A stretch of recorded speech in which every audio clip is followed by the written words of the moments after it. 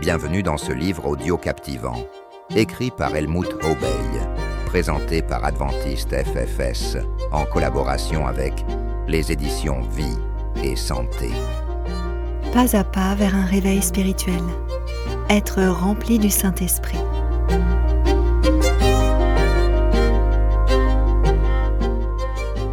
Chapitre 2. Quelle est la cause de nos problèmes ? Qu'est-ce qui peut arriver si nous essayons de faire quelque chose qui dépasse notre force ? Que peut-il arriver si nous constatons souvent « je n'y arrive pas, j'ai encore échoué ». Je pense que nous pouvons sombrer dans la dépression, voire le désespoir. Il me semble que ce problème est plus apparent dans la jeune génération. Les aînés sont encore habitués au sens du devoir et à l'obéissance dans la famille, à l'école et au travail. Une déception les perturbe moins que les plus jeunes. Pourtant, le problème existe dans toutes les tranches d'âge, seulement les jeunes le ressentent plus.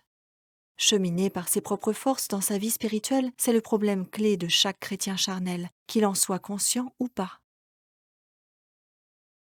Comment essaie-t-on de résoudre le problème ? L'un demande davantage l'aide de Dieu et prend la décision de faire plus d'efforts. Un autre se dit peut-être qu'il ne faut pas être pharisien. Il commence à voir les choses d'une façon plus détendue et se sent plus libre. Un troisième abandonne la foi et se sent vraiment mieux après. Mais le problème demeure. Ces solutions ne sont pas la solution et mènent tôt ou tard à l'échec. Le bon cheminement est le suivant. Prendre les préceptes de Dieu au sérieux, car il les a donnés par amour pour notre bien. Pour ce faire, nous avons besoin de la force de Dieu. La bonne solution consiste à vivre dans la force du Saint-Esprit qui fera grandir la joie, la motivation, la force, les fruits et la victoire. Le problème de base. Je pense que nous avons compris que le problème est lié au fait d'être charnel. Comprenons-nous de mieux en mieux pourquoi Jésus ne veut pas avoir des disciples tièdes ? Il ne possède pas la vie en abondance qu'il veut leur donner et il donne un mauvais exemple, souvent, peut-être même la plupart du temps, sans s'en rendre compte. Le problème est beaucoup plus grave que nous l'imaginons. Des chrétiens au cœur partagé sont pires que des incroyants, car leurs paroles trompeuses et leurs positions sans engagement entraînent beaucoup hors du bon chemin. Citation d'Ellen G. White dans Adventist Bible Commentary. Quels facteurs peuvent conduire à une attitude charnelle ? Manque de connaissances. Nous n'avons pas assez étudié les enseignements sur ce qu'est la vie dans le Saint-Esprit ou bien nous n'avons pas trouvé la clé pour la mise en pratique. Manque de foi. Il faut s'abandonner à Jésus avant de pouvoir recevoir la plénitude de l'Esprit. Si nous ne l'avons pas fait, c'est peut-être aussi par ignorance ou par peur que le Seigneur nous conduise là où nous ne voulons pas aller. Nous ne faisons pas assez confiance à l'amour et à la sagesse de Dieu. Mauvaise perception. Nous pensons être remplis du Saint-Esprit sans l'être ou pas suffisamment. Ceci semble être la cause la plus répandue. Surcharge de travail. Étant trop occupés, nous pensons ne pas avoir le temps d'entretenir une relation avec Jésus. Ou bien nous prenons du temps mais sans plonger véritablement au cœur d'une communion avec Dieu. Péché caché. Par exemple, un manque de réconciliation. Cela agit comme un court-circuit. Nous ne sommes plus connectés à la puissance de Dieu. Agir essentiellement guidé par ses sentiments. La parole de Dieu dit « Le juste vivra par la foi ». Est-ce que je prends mes décisions en fonction de ma confiance en Dieu ou en me fiant à mes sentiments ? Une parole de Roger Morneau m'a beaucoup impressionné. Les démons incitaient les gens à écouter leurs sentiments plutôt que la parole du Christ et de ses prophètes. Il n'y avait pas de moyen plus sûr pour que les démons prennent le contrôle de la vie des gens sans que ceux-ci s'en rendent compte. Pourquoi prier pour le Saint-Esprit même si je suis rempli de lui ? Le Saint-Esprit nous a été donné pour rester en nous. En même temps, nous devrions prier chaque jour pour le recevoir. Comment résoudre cette contradiction apparente ? D'un côté, Jésus dit dans Jean 14, verset 17, « Il demeure auprès de vous et il sera en vous ». Acte 2, verset 38 explique, « Repentez-vous et que chacun de vous soit baptisé au nom de Jésus-Christ pour le pardon de vos péchés, et vous recevrez le don du Saint-Esprit. » Version Louis II. D'un autre côté, Jésus dit dans l'enseignement sur la prière dans Luc 11, versets 9 à 13, « Demandez, l'on vous donnera. À combien plus forte raison le Père Céleste donnera-t-il l'Esprit Saint à ceux qui le lui demandent ?» Notre Dieu a donné cet ordre qui est aussi la promesse d'un accomplissement. Soyez remplis de l'Esprit. Éphésiens 5, verset 18. D'après le texte grec, par l'Esprit veut dire laissez-vous constamment et toujours de nouveau remplir du Saint-Esprit. Voici la solution. Ellen G. White dit « Cependant, le Saint-Esprit opère toujours en harmonie avec la parole de Dieu.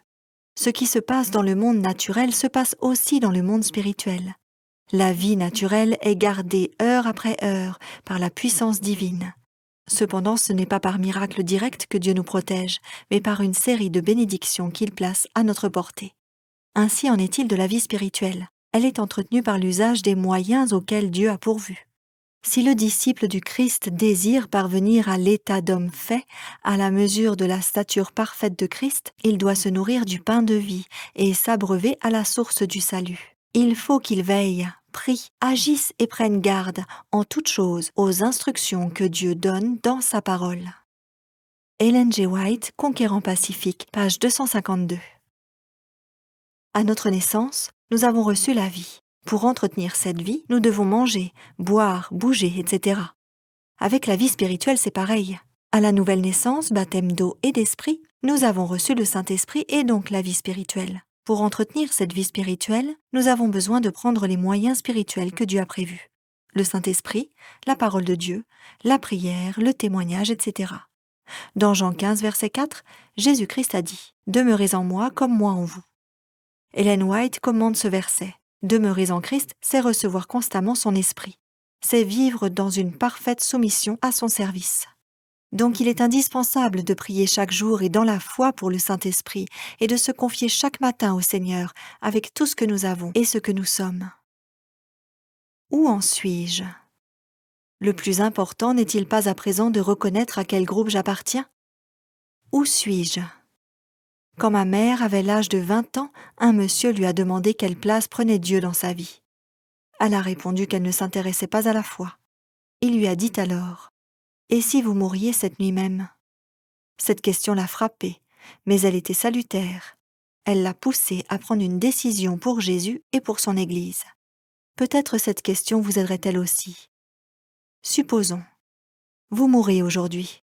Crise cardiaque ? Accident ? Avez-vous l'assurance d'une vie éternelle avec Jésus-Christ ? Ne restez pas dans l'incertitude. Une vie épanouie. J'étais bouleversée quand j'ai compris l'ampleur du problème du manque de Saint-Esprit. J'ai réfléchi et prié pour savoir si je devais vraiment ajouter le paragraphe suivant.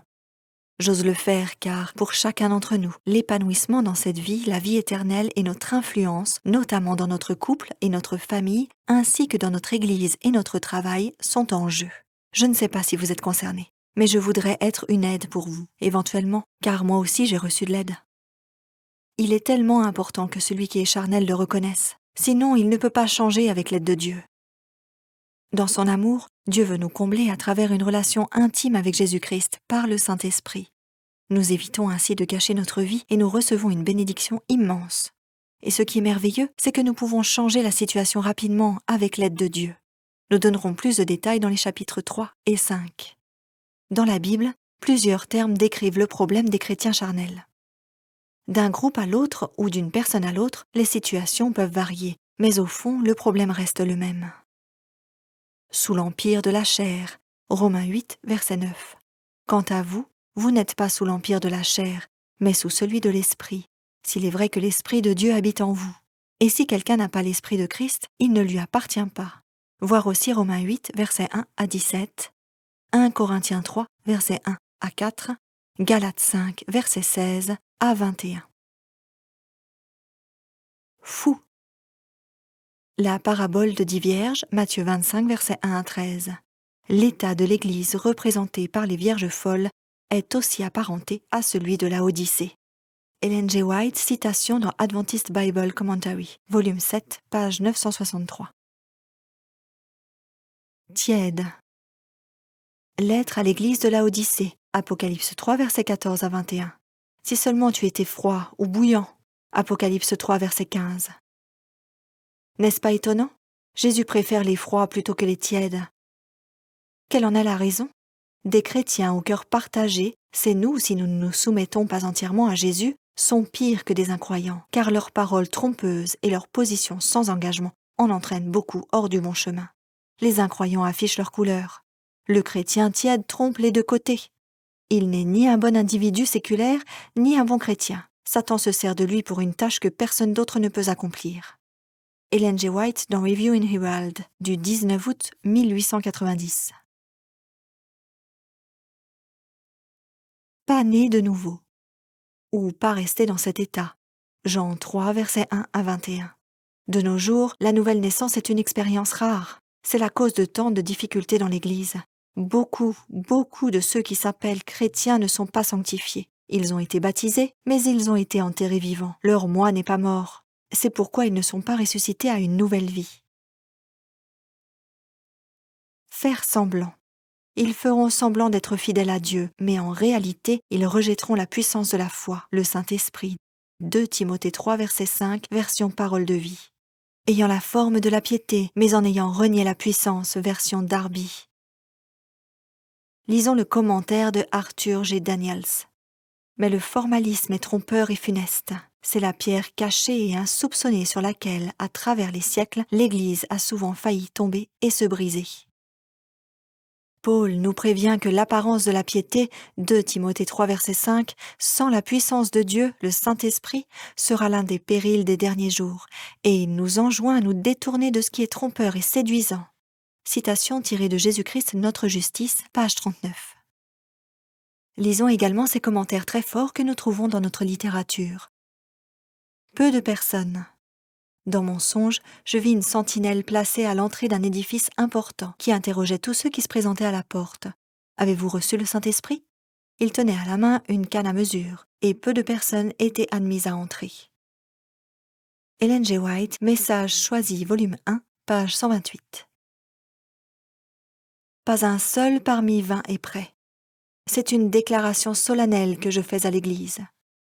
Il n'y a pas une personne sur 20 parmi celles dont les noms sont inscrits sur les registres de l'Église qui soit prête à terminer sa course terrestre et qui ne se trouverait pas si cette éventualité se produisait dans la condition du pécheur habituel, c'est-à-dire sans Dieu et sans espérance dans le monde.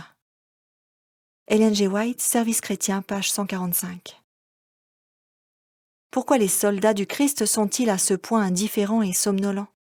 C'est parce que leur communion avec Dieu est trop peu réelle, parce qu'ils sont lamentablement dépourvus de son esprit.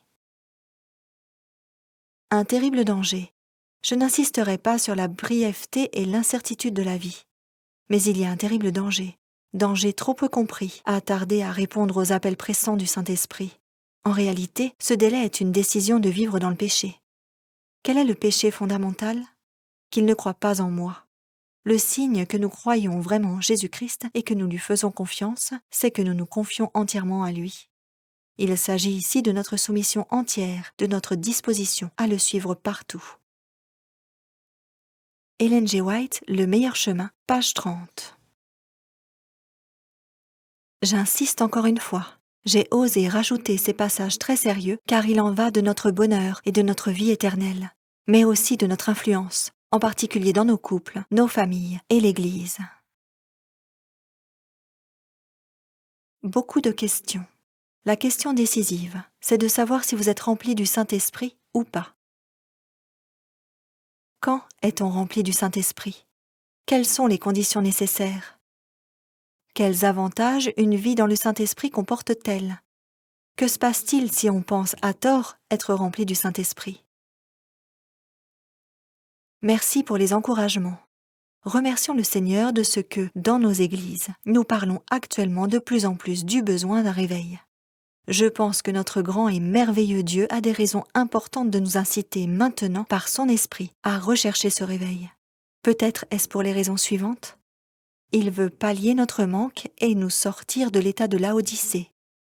Il veut nous préparer au retour imminent de Jésus et à la période particulière qui le précède. À travers ceux qui gardent les commandements et qui portent les témoignages de Jésus, Apocalypse 12, verset 17, et la foi de Jésus, Apocalypse 14, verset 12, il veut nous conduire au grand réveil final, Apocalypse 18, versets 1 et 2. Soyons en plus reconnaissants de ce que chaque chrétien charnel peut très vite devenir un chrétien spirituel et de ce que chaque personne qui vit dans le Saint-Esprit peut parvenir à la plénitude. Pour terminer ce chapitre, permettez-moi de mentionner encore une expérience. Une nouvelle motivation et la paix intérieure. Une sœur m'a donné la brochure Pas à pas vers un réveil spirituel. J'ai été bouleversée par son contenu. Cela faisait longtemps que je recherchais quelque chose de semblable et maintenant, je l'avais enfin trouvé. J'ai commencé à mettre de l'ordre dans ma vie spirituelle et j'ai remarqué que je devais encore faire une chose. Je me suis donnée entièrement à Jésus-Christ. Depuis, le Seigneur m'a réveillée chaque matin très tôt et m'a offert du temps dans le silence avec lui. Puis j'ai étudié chaque jour un passage du livre 40 jours. J'ai constaté que ma relation avec Jésus grandissait énormément. Elle gagnait en profondeur et en intimité. Le Saint-Esprit travaillait en moi. Après les 40 jours, j'ai étudié le livre 40 jours numéro 2. Entre-temps, j'ai étudié les 2 livres 4 fois avec soin. Je ne peux plus me passer de réclamer quotidiennement la présence de Dieu. Les conséquences en sont impressionnantes, car ma nouvelle motivation et ma joie intérieure ne passent pas inaperçues. Pendant tout ce temps, j'ai eu le privilège de faire beaucoup d'expériences. J'ai également cherché des occasions de transmettre ce qui m'épanouit. Cette relation intime avec Jésus rend bien des choses insignifiantes. Des soucis superflus s'effacent. J'ai le désir que beaucoup d'autres croyants puissent faire cette expérience.